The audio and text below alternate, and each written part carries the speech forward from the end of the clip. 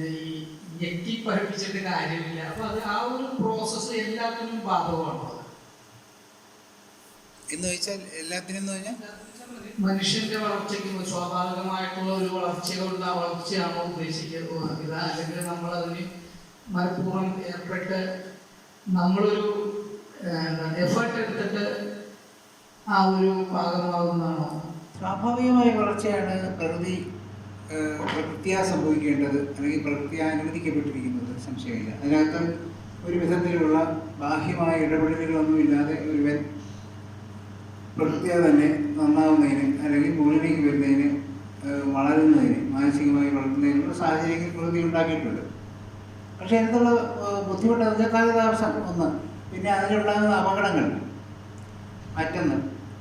ഇത് രണ്ടും ഒഴിവാക്കുന്നതിന് വേണ്ടി സഹാനുഭൂതിയോടുകൂടി ഒരുപക്ഷെ മറ്റുള്ളവർ മാർഗങ്ങൾ ഇട്ടുകൊടുക്കാം.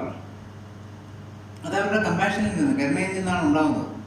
അതിൻ്റെ ആവശ്യമൊന്നുമില്ലെങ്കിലും ആ കരുണയിൽ നിന്ന് അവരെ അതൊരു ഞെക്കിപ്പിഴിയലായിട്ട് കാണുന്നില്ല. പക്ഷെ അവരെ പിന്തുടരുന്നവർ ഒരു മാർഗത്തിൽ കൂടി തന്നെ പോകണം, ആ മാർഗം മാത്രമേ ഉള്ളൂ വഴി എന്ന് പറഞ്ഞുകൊണ്ട് ഞെക്കിപ്പിഴിയുന്ന സാഹചര്യങ്ങളുണ്ട്. അത് അഭിലഷണീയമായ കാര്യമാണെന്ന് പറയാൻ പറ്റില്ല. അവിടെ വരുമ്പോൾ മതസംഹിതകൾ ഒക്കെ തന്നെയും നമുക്ക് അനഭിലഷണീയമായിട്ട് വരാം. എന്നിരിക്കലും ഒരുവൻ്റെ കാടും പള്ളിയും പറിച്ചു കളഞ്ഞ് ഒരു കൃഷിക്ക് യുക്തമാക്കുന്ന ഒരു ഭൂമിയെ പോലെ ഒരുവൻ്റെ മാനസികമായിരിക്കുന്ന പല പരിസ്ഥിതികളെയും മെച്ചപ്പെടുത്തി കളമൊരുക്കി എടുക്കുന്നതിൽ ഒരുപക്ഷെ അത്തരത്തിലുള്ള നിബന്ധനകൾക്ക് പങ്കുണ്ടായിരിക്കാം. സാധകനെ സംബന്ധിച്ചിടത്തോളം, സത്യാന്വേഷിയെ സംബന്ധിച്ചിടത്തോളം അതൊക്കെ പ്രയോജനമായിട്ട് തന്നെ വരും. ഒന്നുകിൽ പോസിറ്റീവായിട്ട് അല്ലെങ്കിൽ നെഗറ്റീവായിട്ട്. ചിലപ്പോൾ ഇതൊക്കെ തെറ്റാണ്, ഇതൊന്നും അല്ല സത്യം എന്ന് പറഞ്ഞ് സിദ്ധാർത്ഥൻ തിരിച്ചത് വേർതിരിയാം. സിദ്ധാർത്ഥൻ 6 ഗുരുക്കന്മാരടുത്ത് പലതരത്തിലുള്ള സിദ്ധാന്തങ്ങൾ അഭ്യസിച്ചിട്ടുണ്ട്. അവയൊന്നും ശരിയല്ല എന്ന് മനസ്സിലാക്കാനുള്ള രീതിയിൽ അദ്ദേഹത്തിന് പ്രതികരണം ഉണ്ടായി. അപ്പോൾ അവിടെ പ്രതികരണം ഉണ്ടാകാൻ കാരണം എന്ന് പറയുന്നത് അവയെല്ലാം അഭ്യസിച്ചുണ്ടാകും. അഭ്യാസം കൊണ്ട് വേണം പ്രതികരണം ഉണ്ടാകാൻ. അഭ്യാസം ഇല്ലാതെ ചുമ്മാ പ്രതികരിച്ചിട്ട് കാര്യമില്ല.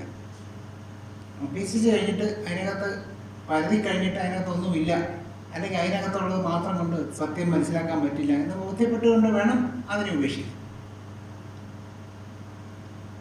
അതുകൊണ്ട് ആചാരങ്ങളെയോ മതങ്ങളെയോ ഒക്കെ തന്നെ പറ്റി പറയുമ്പോൾ അവയെ പഠിച്ച് ഉപേക്ഷിക്കുക വേണമെങ്കിൽ. ഉപേക്ഷിക്കേണ്ടതായിട്ടൊന്നുമില്ല, കാരണം എല്ലാ തത്വങ്ങളും മതത്തിനകത്ത് ഒളിച്ചിരിപ്പുണ്ടെന്നാണ് എൻ്റെ അനുഭവം. എല്ലായിടത്തും അത് വ്യക്തമൊന്നുമല്ല, വളരെ നിഗൂഢമായിരിക്കുന്ന അവസ്ഥയിലാണ് അത് കിടക്കുന്നത്.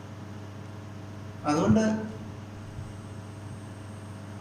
അവയെ സ്വീകരിക്കാനുള്ള ബുദ്ധിയുണ്ടെങ്കിൽ, കഴിവുണ്ടെങ്കിൽ തീർച്ചയായിട്ടും അതിലേക്ക് ഒരുവന് പോകാൻ സാധിക്കും, അത് ഉപയോഗിക്കാൻ സാധിക്കും, ഉപയോഗിച്ച് മുകളിലേക്ക് വരാൻ സാധിക്കും എന്ന് വേണം നമ്മൾ തിരിച്ചറിയാൻ. ഞെക്കിപ്പിഴിയൽ എന്ന് പറയുമ്പോഴത്തേക്കും പിഴിഞ്ഞെന്തെങ്കിലും കിട്ടുകയാണെങ്കിലല്ലേ ഞെക്കിപ്പിഴിയേണ്ട കാര്യമുള്ളൂ. ഞെക്കി പഴിപ്പിക്കൽ, അതെ. അപ്പം അങ്ങനെ ഭാഗമാകില്ല. ഒരുവനെ ബലം പ്രയോഗിച്ച്, ബാഹ്യമായി ബലം പ്രയോഗിച്ച് അവനെ ഞെക്കിയാൽ പഴുക്കുന്ന ഒരു പഴം പോലെ അല്ല മാനസികമായ അവസ്ഥ. അവൻ നേരെ തിരികെയുള്ളൂ. അപ്പോൾ അത്തരത്തിൽ ഒരു പരിശീലനം കൊടുക്കുന്നതുകൊണ്ടോ അത്തരത്തിൽ ബോധനം കൊടുക്കുന്നതുകൊണ്ടോ ഒന്നും ഒരാൾ മാനസികമായി വളരില്ല. അവരുടേതായ പരിമിതികൾ. അപ്പം ഞാൻ എൻ്റെ വളരെ അടുത്ത സുഹൃത്തുക്കളായിട്ട് വലിയ വലിയ മതപണ്ഡിതന്മാരായിട്ടുള്ളവരുണ്ട്. അടുത്ത കാലത്ത് ചില പ്രശ്നങ്ങളൊക്കെ ഉണ്ടായിക്കഴിഞ്ഞപ്പോൾ മനസ്സിലാവുന്നത് അവരൊട്ടും വികസിതരല്ല മാനസികമായിട്ട്. അവരുടെ ആ ചുറ്റുവട്ടത്തിനകത്ത് വെളിയിലോട്ട് പുറത്തോട്ട് അവർ പോകുന്നേ ഇല്ല എന്ന് മനസ്സിലായി. ഇതൊരു തിരിച്ചറിവായിരുന്നു.